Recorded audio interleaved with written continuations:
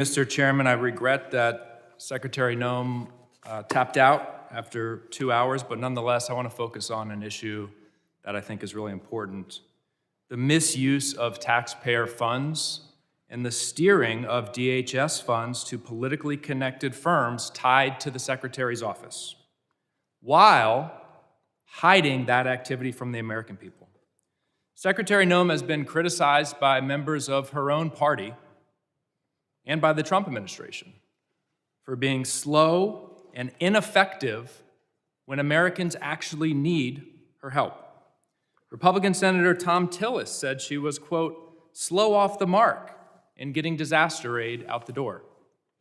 A senior administration official recently told Politico that there was, quote, some fishy stuff going on with money at DHS. And the veto authority she handed to Corey Lewandowski over contracts and grants has delayed life-saving resources after disasters. So when it comes to helping disaster victims, she's been slow and ineffective. But when it came to spending money on her own image and then funneling that money to her friends and her political allies, she moved with remarkable speed. According to reporting by ProPublica, DHS obligated $220 million for an advertising campaign featuring her in staged, phony border imagery and featuring pictures of President Trump's private properties. That money, that taxpayer money, was routed through a newly created and secretive Delaware shell company.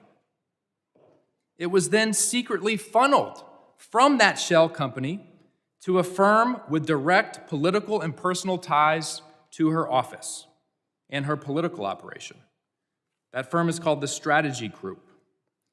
This situation has all of the elements of political corruption. First, she invoked emergency authority to bypass competitive bidding.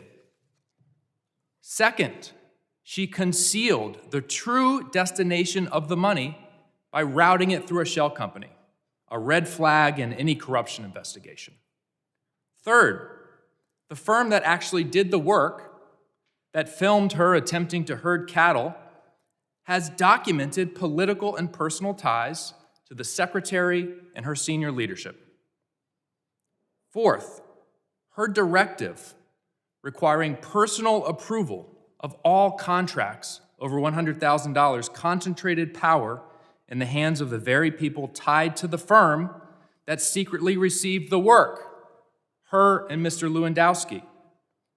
At the exact time this contract was executed, DHS was diverting investigators and resources away from child exploitation, away from child trafficking, away from illegal gun smuggling, yet somehow she found nearly $250 million to promote herself, and the money flowed to her political allies. A federal contracting law expert, quoted in ProPublica, summarized it plainly: "It's corrupt is the word." That's what I would have liked to ask the Secretary about today. I would have asked if she personally approved the money that flowed to her political and personal allies. I would have asked if whether when she was governor of South Dakota in 2023 and the same firm got $8.5 million of taxpayer money, whether she steered the money to them. Because an official in her administration said she did. That's what I would have asked her. But she had to leave early. Mr. Glasheen, are you familiar with the Proud Boys? I'm familiar with the name, yeah, Proud Boys. Okay. Does the FBI still designate the Proud Boys as an extremist organization? They did in 2018 in President Trump's first term. We are in the process right now of changing our categories for domestic terrorists.